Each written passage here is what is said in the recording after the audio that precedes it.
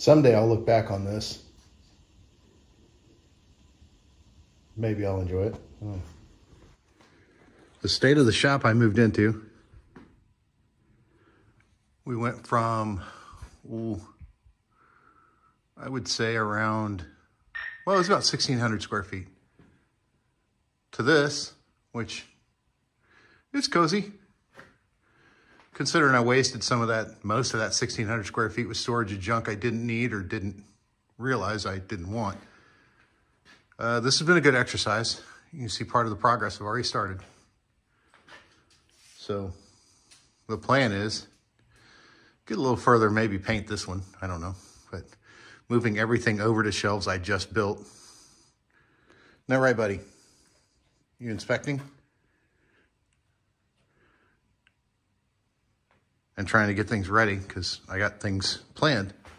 So thing one, as you can see here, that the original owner of my truck sold me these really cool poly headers, which I was super excited about. And then this gentleman no longer does this, or this business is no longer in business. So these are kind of cool unobtainium headers that were never put on for polys that I bought. And then after I got into it, I realized that I don't know that I really want to keep the poly after all. So plan B for now is this little 318. Friend of mine, Chase, I wouldn't say donated it, but he sold it to me fairly cheap. So it's a good motor. It's going into the white 64. And it's not sexy. 318s aren't sexy. The other side of that is, are you presenting? You are. The other side of that is the 518 automatic overdrive that we just got rebuilt. So stay tuned. Lots going on in the shop and on my truck.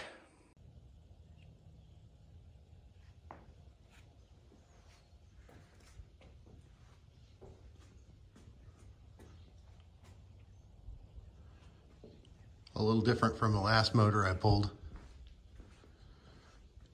I got a little bit of the shop cleaned up. We can kind of see what it used to look like. It's not done yet. There we go, that's better. This is what it was. This is what I hammered down to get done so that I could do this now. Because, well, priorities, you know? As much as I loved on the poly, and I still do, reality is that the aftermarket doesn't really love this motor, and well, it's cheaper to go with a later model. And a little sneak peek, what's the plan here? I've been shopping. It's no secret my love for corkscrew and QA1. Ordinarily, I wouldn't have bought that, but the Crown Vic was too much cutting. And I didn't want to cut this thing. I think it's cool. So the plan is we get her up in the air.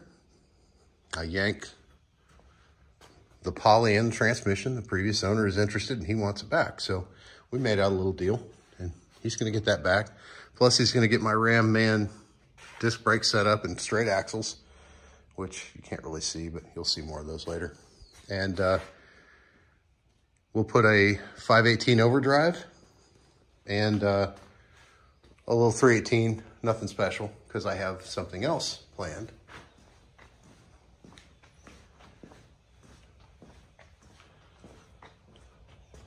That I may have mentioned earlier, but there's my donor truck. That is a 5.9 with a 46 RE, I don't know. I have a 46 RH, I think. So it's going in this soon, but this is how it starts. So hour one's done.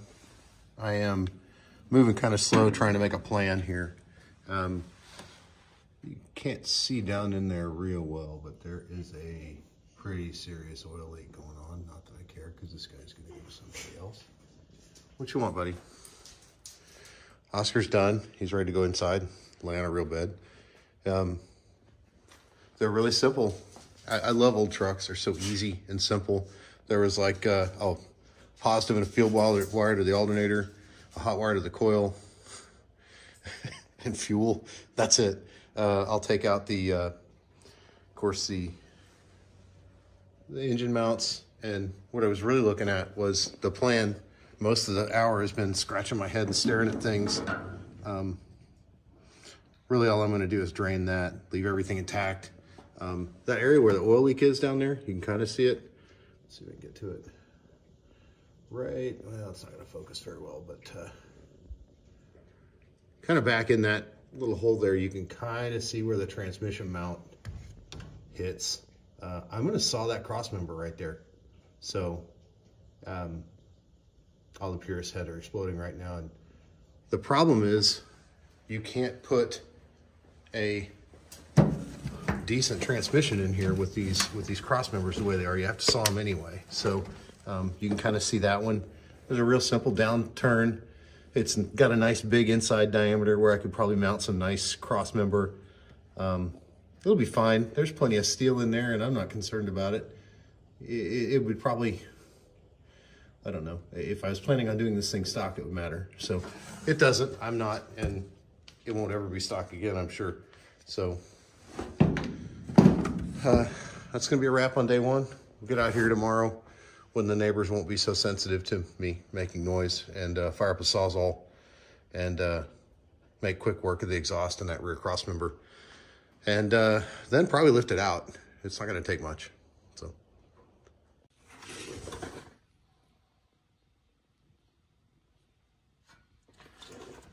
So I was fairly impressed with this truck when I bought it.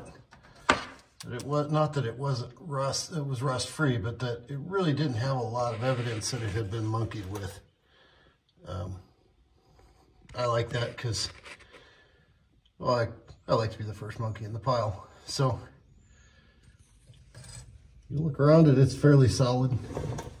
And then when I start pulling the fender off, well, I'm not pulling the fender, I'm pulling the core support. Up here, and I see stuff like this, and that makes me fairly curious. I'm fairly certain I'm the first one to have this front core support off. So, well, I'm still pretty pleased. Maybe I did overpay a little bit, but I'm happy. So how am I doing, buddy? Am I getting it done? Yeah, you're ready to go inside. I know how that is. So we're about at hour 3 now, maybe. And I'm not sure if I would have gotten, I don't know. I might have had the motor out had I not gone this route, but it would have been a different pull. So jury's still out on that one. Kevin and I discussed pulling the front of this thing off. Kevin, you're a freaking liar. Nah, I'm just kidding, Kevin. We thought it'd be easier to get it out the front. I think he's right. Although, I mean, getting it out the top won't be a problem. The problem is that these things are so freaking tall. And you can see, I mean, ride height plus core support. I just don't want to get all that motor and transmission up in the air swinging in a breeze. So this seems like a lot better route for me. I've cut the exhaust. The only thing I really had a fight with was the core support. There's 2 bolts in the bottom here, one of which you can see still has a head on it because it pulled through years ago. And this one, well, that one lost a fight with a Sawzall. So, you know, I win. Anyhow, I'm going to call it quits for the night. Again, trying to be a good neighbor and pull my ridiculously loud car in and call it a night. So if I were to summarize the problems, removing an engine and transmission, manual transmission that is, from a Sweptline D100, this would probably do it. What you can't see, I'll show you a picture of that in a second, is the inside of this. The shifter sticks up quite a bit higher than the firewall. Well, you can hack the firewall, which I think is a terrible idea, or maybe you could just drop it down Only problem is once you get down here, you're looking at the transmission sitting on, it's not currently, but it would be, sitting on the cross member. There's just not enough room to drop it, enough to get it out. So you either separate them or you do something else, which my something else is, I'm gonna take some alternate plans in mind and separate some of the clearance issues. So that's what we're doing now.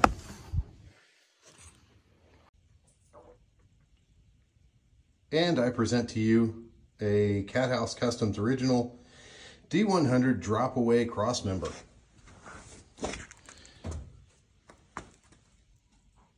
Give me a call if you want it. I also learned some things while dropping it that might play in. Get to a better vantage point here. Note to the viewers, if you're using an engine hoist, always note how far you have it extended. And check for overextension and check your weights. I was not under the vehicle when this happened. And I am uninjured, as is everything else, but I'll have to change my drawers. Anyway, back at it. So there it is. Success. Looks like we had a pretty significant oil leak on the back of that, but there's the cool old school axle drum brake setup, which was very effective until I had figured out what that noise was. This thing had worked itself loose. So how was I keeping this? I would be very happy about that, but sounds like it's going to be somebody else's fix. So front mounts, I won't have to do anything to them. The new 318 should bolt right into it. I'm told using the same mounts that are on it from the truck it came from, so that's pretty cool. I will clean up the butchery that's been done down there when I know exactly what it's going to need to look like. I'm not cutting anything else off that I didn't have to get it out. So there it is. There's a hole where a motor was and will be again.